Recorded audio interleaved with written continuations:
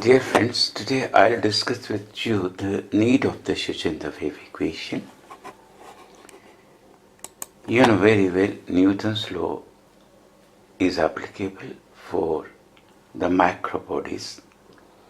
Newton's law cannot describe the motion of the subatomic particles. You know very well subatomic particles mean like electrons, protons, neutrons. And the behavior of electron, proton, neutron is by de Broglie wave, because de Broglie suggested that any material particle, if there is a material particle which of microscopic size, there must be a wave associated with it. According to de Broglie, the microscopic bodies must be treated like the waves, not like the matters. Okay? And if they behave like a wave, then there must be a wave function with function of position and time.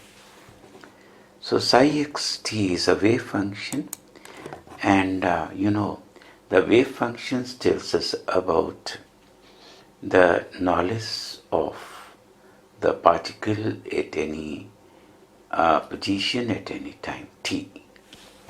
Okay. But this is not sufficient. We need to know psi xt for all the times to describe the motion of the particle in space and time. In order to know psi xt for the future times, for all the times, it is necessary to find the differential equations which controls space-time behavior of the wave function psi xt. The solution of this equation will describe the probable motion of the particles. Now, very, very important time-dependent Schrödinger wave equation. Now, the Schrödinger wave equation, there are two parts. Number one for free particle, number two for particles subjected with force. I am coming to wave function first of all, and written with psi xt written with A is what? Okay, A is what the amplitude of the wave, K is a wave number, 2 pi by lambda, omega is 2 pi by t. Our energy is only kinetic because our particle is free, so that means there is no potential energy. Now what we are doing, multiply and divide with m. M in numerator, m in denominator, because m and m becomes m square v square, that becomes momentum square, because momentum is mass into velocity. So kinetic energy becomes half p square by m. Now momentum is h by lambda. You know how?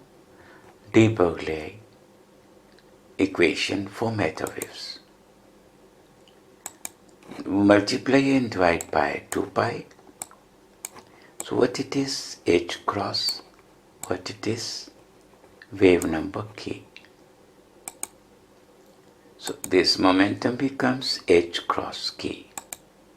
Substituting it here, energy becomes half h cross square k square by m.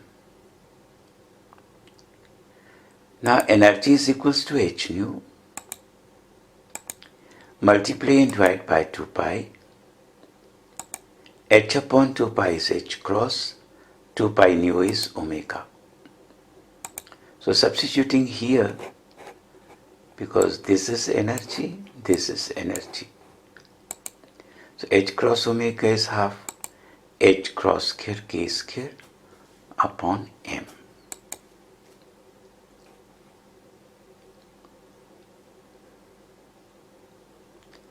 So this is a very important equation. Again, psi is equals the wave function. Now, partial differentiation with respect to the time. So curly psi by curly t and partial differentiation with respect to time. First of all, exponential functions comes as it is, then differentiation of the power. Power means the differentiation of iota omega t. Curly by curly t into t, that's 1. That means minus iota omega. Minus iota omega. So this is minus iota omega. Then this, this is nothing but psi. So this is partial differentiation with respect to time.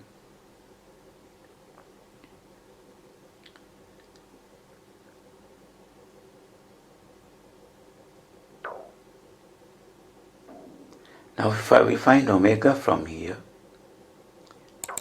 now this minus sign means iota square. So iota with iota square cancels. And the way what we left, omega equals to iota over psi, curly psi by curly t.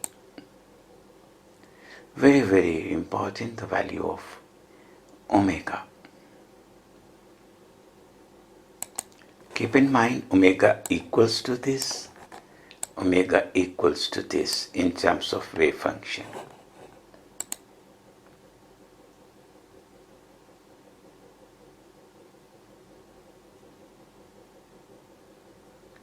So equating the two, so it's very important again.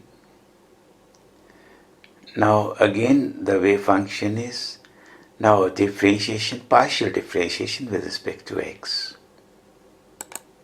Now this exponential function as it is, differentiation of the power, differentiation of iota kx, curly by curly x into x is 1, that means only iota k. Again partial differentiation with respect to x, iota k whole square. Okay, now this is nothing but the wave function psi. So curly to psi by curly x square is minus k square psi. We find k square from here. Now substituting there in the red block. So we got this equation. Very important. So psi cancels out. So the relation is like this. So h cross both sides.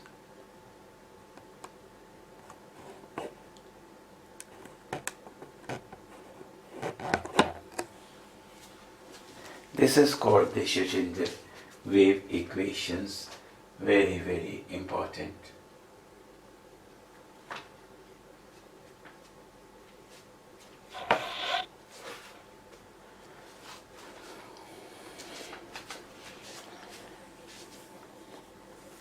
Now Schrödinger wave equation for a particle subject to a force.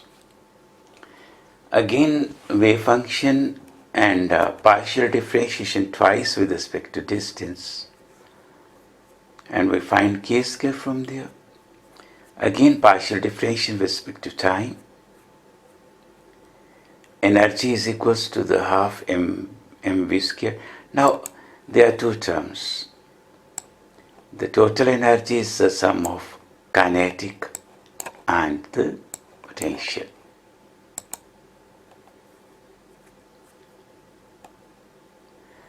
So multiply divide by m to kinetic energy. So kinetic energy becomes half p square over m then and potential energy. So E is equals to, now what we are doing, substituting the value of P from de Broglie wave equation, that P equals to h over lambda. So h square over lambda square.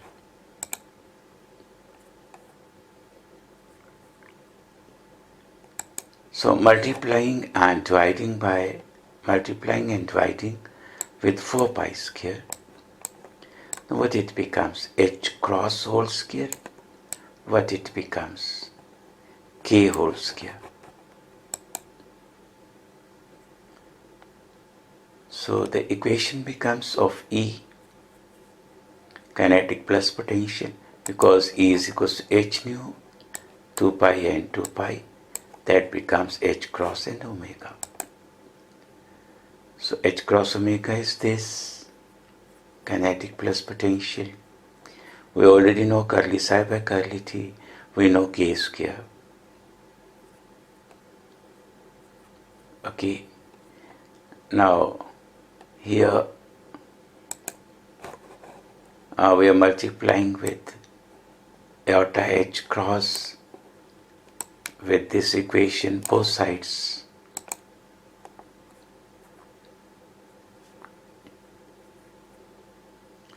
Iota and iota square, minus 1, minus plus.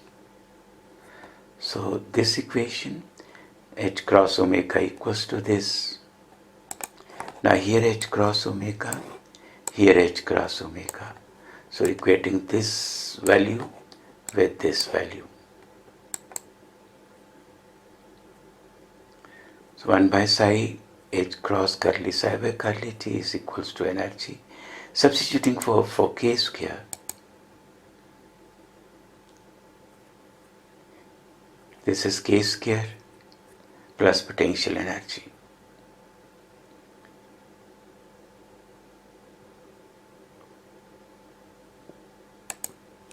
So this is, because minus sign is here, so psi and psi goes, psi goes from here, but psi comes with this.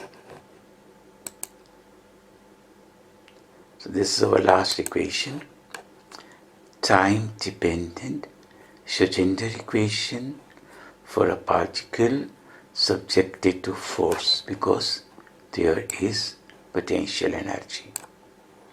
If no force, mean free particle, then there will not be this term, only this and this.